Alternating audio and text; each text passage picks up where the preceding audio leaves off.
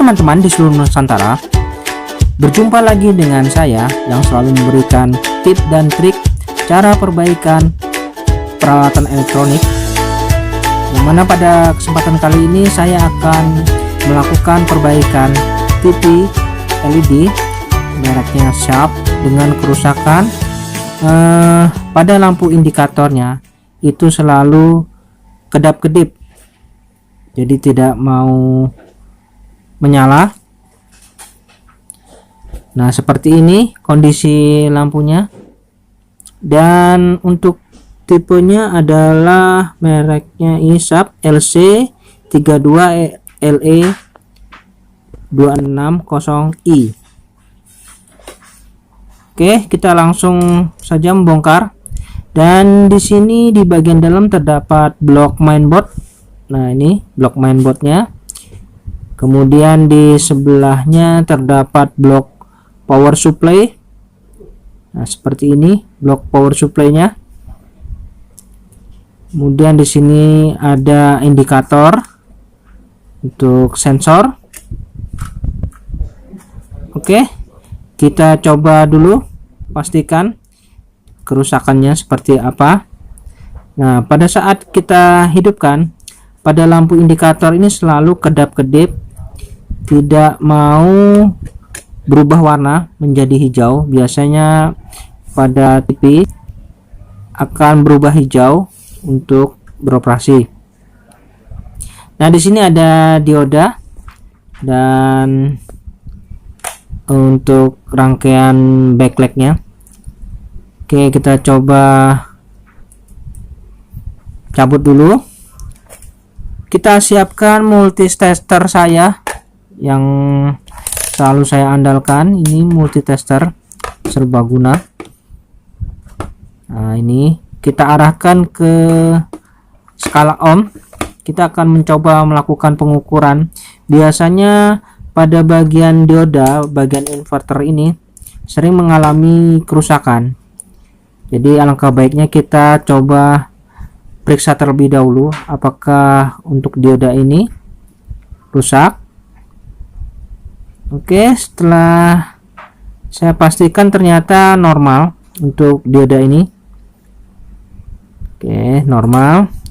Jadi kemungkinan pada kerusakan di bagian lampu backlight. Tapi untuk lebih pastinya saya siapkan inverter dari luar terlebih dahulu.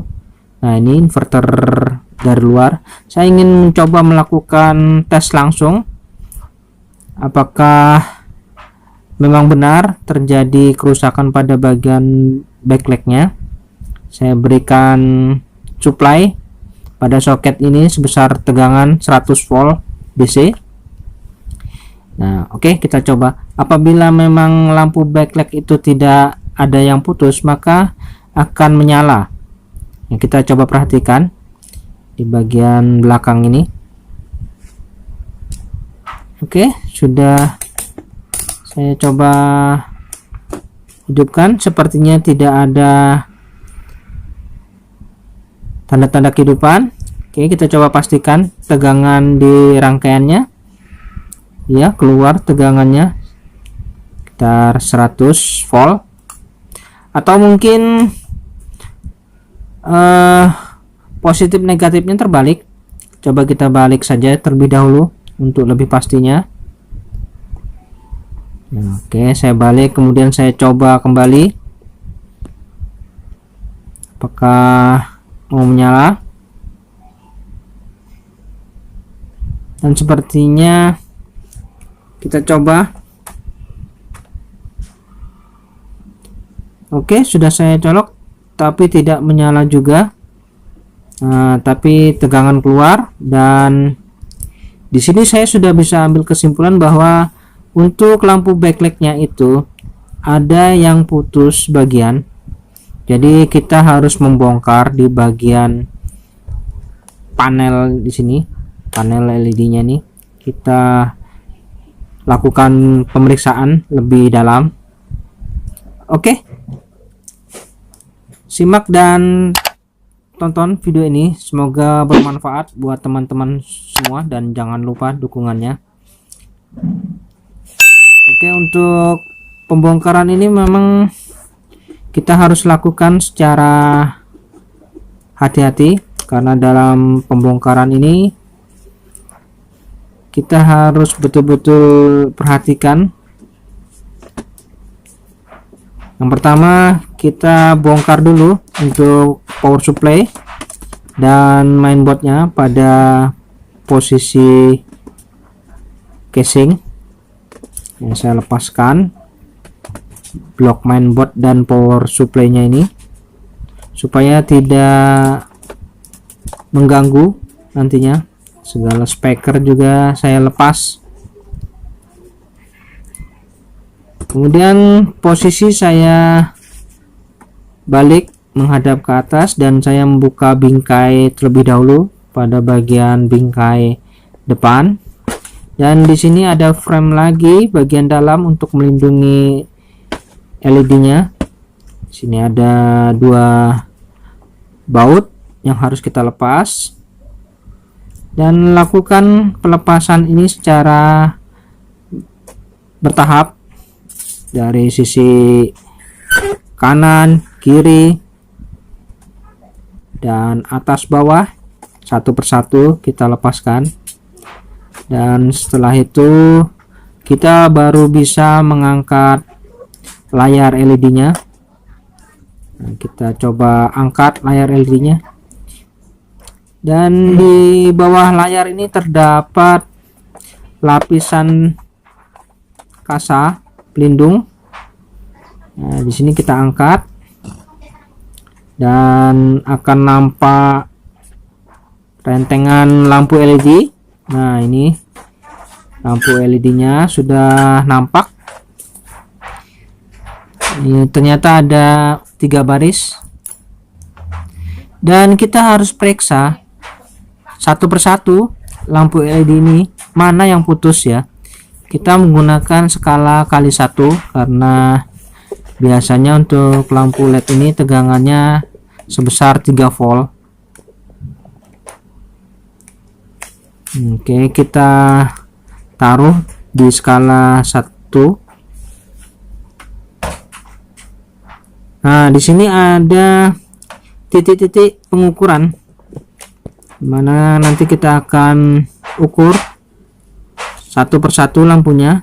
Nah, apakah ada yang putus? Ya, ini menyala. Untuk pada lampu yang saya cek ini menyala. Nah, ini menyala. Kemudian kita beralih ke selanjutnya. Nah, ini bagus. Nah, ini bagus juga. Kemudian kita geser di bagian sebelahnya, kita coba ukur. Ah, ini bagus juga. Oke, bagus ya, bagus. Dan kita beralih ke lampu selanjutnya. Nah, ini bagus. Ah, ini bagus juga. Ah, ini bagus juga.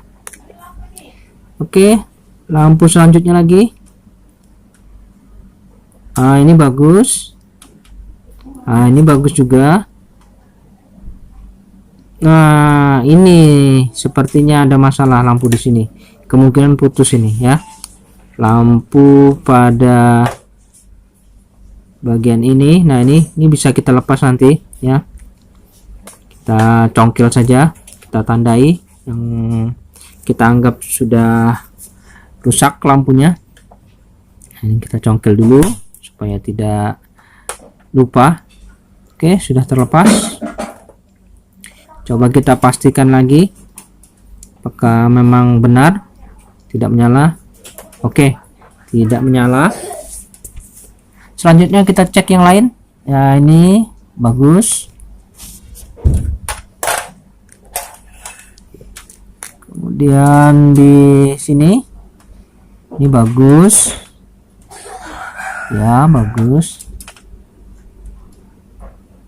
Nah, ini menyala.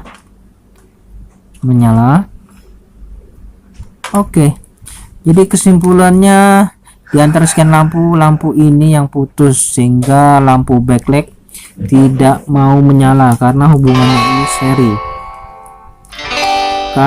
Saya menyiapkan sebuah lampu pengganti. Nah, ini lampu penggantinya. Saya akan melakukan penggantian lampu hanya yang putus saja, tidak mengganti semua karena saya anggap tidak perlu. Dan setelah saya potong sekecil ini, nah di sini nanti kita berikan solder, kita berikan kabel.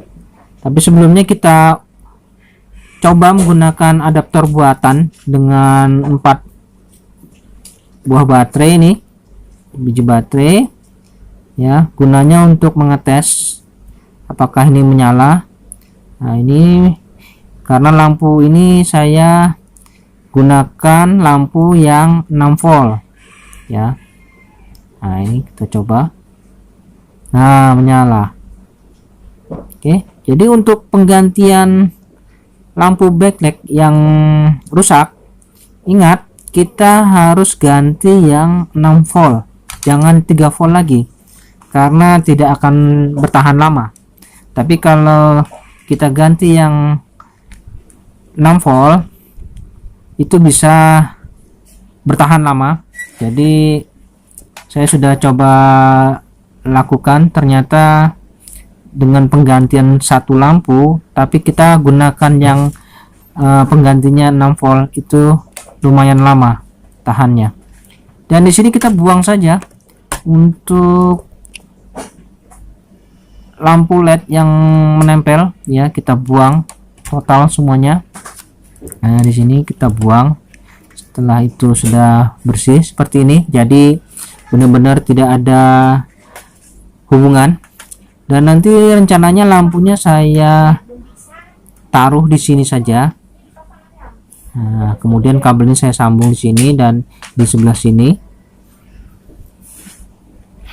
Dan saya coba berikan sambungan di bagian sini. Nah, ini saya sambung dulu, dan sebelahnya saya sambung juga sini. Oke, sudah tersambung. Dan nanti rencananya lampunya akan melekat di sini, tapi alangkah baiknya kita berikan alas pada bagian bawahnya. Saya berikan sedikit isolasi di bagian alas bawahnya. Begini. Kemudian kita bisa letakkan lampu penggantinya di sini dan kita isolasi di sisi kanan dan kiri supaya tidak bergeser. Nah, seperti ini.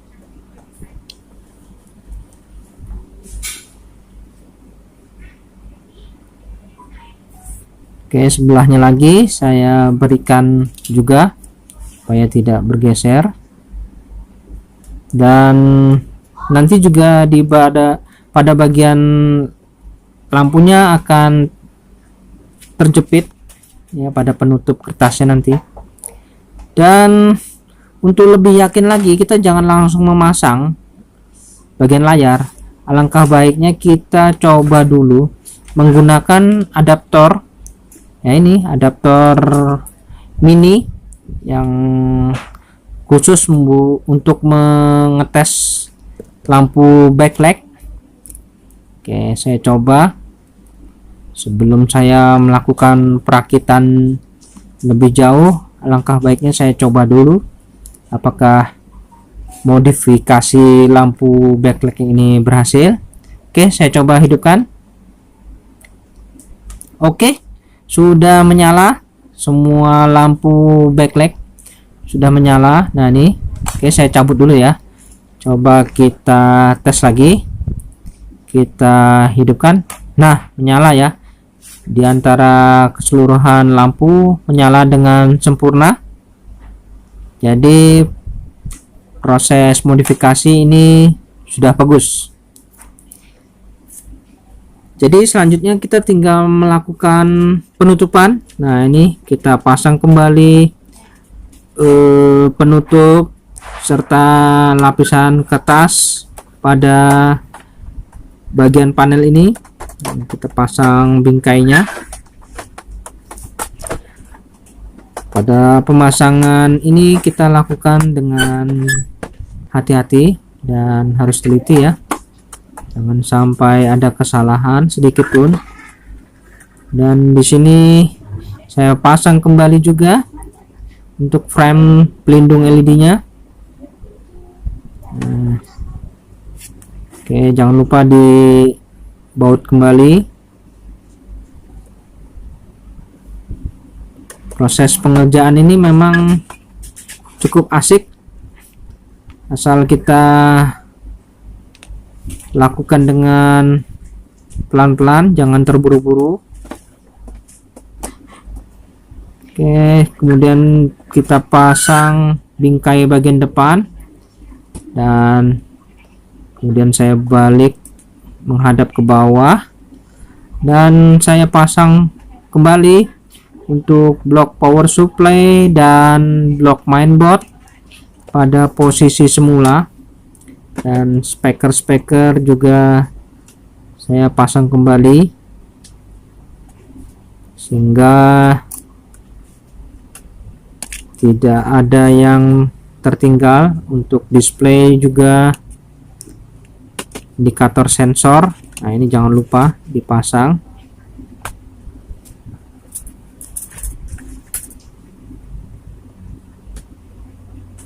Untuk kabel power sudah tertancap